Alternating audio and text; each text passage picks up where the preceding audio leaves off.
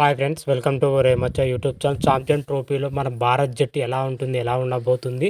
అదేవిధంగా ఛాంపియన్ ట్రోఫీలో వచ్చేసరికి సంజు సామ్సన్కి అయితే భారీ అంటే భారీ షాక్ అయితే తగలనుంది. అదేవిధంగా మహమ్మద్ సమీర్ రీఎంట్రీ ఇస్తున్నాడా లేదా అనే విషయాలపైన పూర్తి డీటెయిల్స్ తెలుసుకునే ముందు మా ఛానల్ అయితే సబ్స్క్రైబ్ చేసుకోండి. పక్కన ఉన్న బెల్ ఐకాన్ మాత్రం అయితే క్లిక్ చేసి పెట్టుకోండి.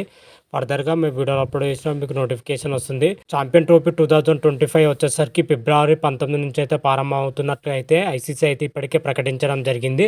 షెడ్యూల్ కూడా రిలీజ్ చేయడం జరిగింది. భారత్ జరగబోయే మ్యాచ్లన్నీ దుబాయ్ వేదికగా జరగబోతున్నట్టయితే క్లియర్ కట్గా అయితే చెప్పడం జరిగింది. ఛాంపియన్ ట్రోఫీ వచ్చేసరికి హైబ్రిడ్ మోడల్లో నిర్వహిస్తున్నట్లు అయితే ఐసీసీ అయితే ప్రకటించడం జరిగింది. దానికి పాకిస్తాన్ క్రికెట్ బోర్డు కూడా అంగీకారం అయితే తెలపడం జరిగింది.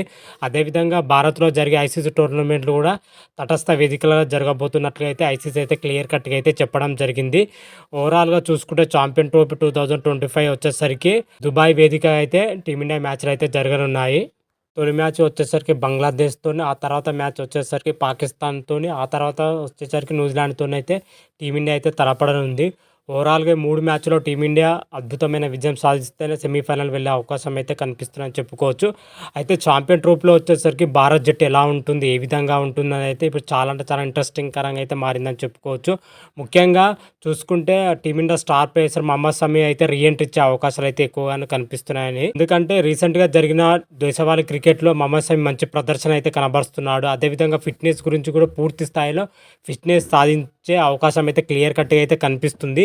ఎందుకంటే దేశవాళీ క్రికెట్లో నాన్ స్టాప్ బౌలింగ్ చేసినా కూడా తన యొక్క పర్ఫార్మెన్స్ మాత్రం అయితే చాలా బాగున్నాయైతే వైద్యులు అయితే చెప్పడం జరిగింది. దీన్ని దృష్టిలో పెట్టుకొని ఛాంపియన్ ట్రోఫీలో ఎంపిక అవకాశం అయితే కనిపిస్తుంది. అయితే మహమ్మద్ షమి ముందు వచ్చేసరికి ఒకే ఒక సవాల్ అయితే ఉండడం జరిగింది. ఇంగ్లాండ్తో మన టీమిండియా వచ్చేసరికి 3 వన్డేలతో పాటు 5 మ్యాచ్ల T20 సిరీస్ అయితే ఆడనుంది. ఇందులో మహమ్మద్ షమి యొక్క పర్ఫార్మెన్స్ను బట్టి ఛాంపియన్ ట్రోఫీకి ఎంపిక అయ్యే అవకాశం అయితే ఉంటుందని అయితే క్లియర్ కట్గా అయితే తెలుస్తుంది. అదేవిధంగా మరొక ప్లేయర్ వచ్చేసరికి సంజు సామ్సన్కి అయితే భారీ షాక్ అయితే తగిలే అవకాశం అయితే క్లియర్ కట్గా అయితే కనిపిస్తుందని చెప్పుకోవచ్చు. ఎందుకంటే సంజు సామ్సన్ జట్టులో కొనసాగించడం చాలా అంటే చాలా కష్టంగా మారిందని చెప్పుకోవచ్చు. రీసెంట్గా జరిగిన T20లో వరుస సెంచరీలతో సంజు సామ్సన్ భీకరమైన ఇన్నింగ్స్లు ఆడినా కానీ ఓడిఐ జట్టులో వచ్చేసరికి సంజు సామ్సన్ చోటు లభించడం చాలా కష్టంగా అయితే కనిపిస్తుంది. T20లో జట్టులో అయితే చోటు లభించే అవకాశం ఉంటుంది, కాకపోతే ఓడిఐ జట్టులో అయితే చాలా కష్టంగా అయితే మారిందని కూడా చెప్పుకోవచ్చు. ఓవరాల్గా ఛాంపియన్ ట్రోఫీలో వచ్చేసరికి మన టీమిండియా స్క్వాడ్ మాత్రం అయితే ఈ విధంగానే ఉండే అవకాశం అయితే కనిపిస్తుంది.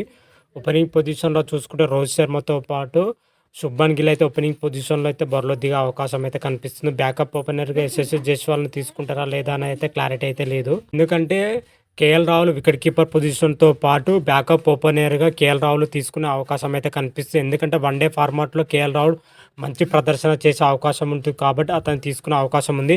యశస్వి జైస్వాల్కి అయితే చోటు లభించే చాలా అంటే చాలా కష్టంగానే మారిందని చెప్పుకోవచ్చు.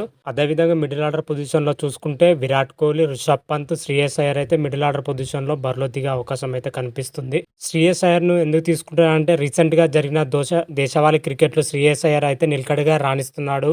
అదేవిధంగా గతంలో ఓడిఐ ప్రపంచ కప్లో శ్రేయస్ అయ్యర్ మంచి ప్రదర్శన కనబరచడం కాబట్టి అతను తీసుకునే అవకాశం అయితే క్లియర్ కట్గా అయితే ఉంది. అదేవిధంగా ఆల్రౌండర్ పొజిషన్లో చూసుకుంటే రవీంద్ర జడేజాతో పాటు హార్దిక్ పాండ్యా, నితీష్ కుమార్ రెడ్డిని అయితే తీసుకునే అవకాశం ఉంది. నితీష్ కుమార్ రెడ్డి వచ్చేసరికి మన హార్దిక్ పాండ్యా బ్యాకప్గా నితీష్ కుమార్ రెడ్డిని తీసుకునే అవకాశం ఉంది. అదేవిధంగా రవీంద్ర జడేజాతో బ్యాకప్గా వచ్చేసరికి అక్షర్ పటేల్ని తీసుకుంటారా లేదా వాషింగ్టన్ సుందర్ని తీసుకుంటారా అని అయితే చూడాలి. ఇద్దరిలో ఒకరికైతే చోటు లభించే అవకాశం అయితే కనిపిస్తుంది.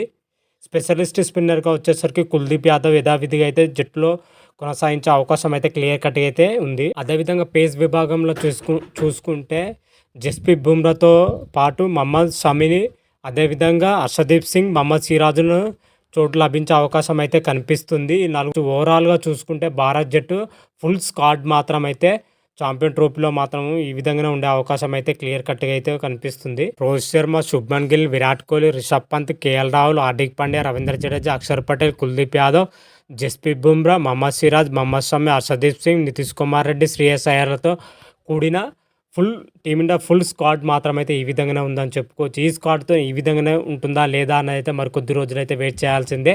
ఈ మంత్ ఎండింగ్ లేదా జనవరి ఫస్ట్ వీక్‌లో మన జట్టునైతే ప్రకటించే అవకాశం అయితే కనిపిస్తుంది బీసీసీఐ మాత్రమైతే. అప్పుడు క్లియర్ కట్‌గా అయితే తెలిసిపోతుంది. ఛాంపియన్ ట్రోఫీలో మన టీమిండియా ఒక జట్టు ఎలా ఉంటుంది? ఏ విధంగా ఉంటుంది? ఎవరెవరికి చోటు లభిస్తున్నాయైతే అప్పటి వీడియోలో మనకు క్లియర్ కట్‌గా అయితే తెలుసుకుందాం. అంతవరకు మీకు ఈ వీడియో గాని నచ్చినట్టయితే లైక్ చేయండి, షేర్ చేయండి. మరిన్ని వీడియోల కోసం మా ఛానల్ అయితే సబ్స్క్రైబ్ చేసుకోండి. పక్కన ఉన్న బెల్ ఐకాన్ మాత్రమైతే క్లిక్ చేసి పెట్టుకోండి. ఫర్దర్‌గా మేము వీడియోలు అప్లోడ్ చేసినా మీకు నోటిఫికేషన్ వస్తుంది. హర హర మహాదేవ్, శంభో శంకర. Thank you.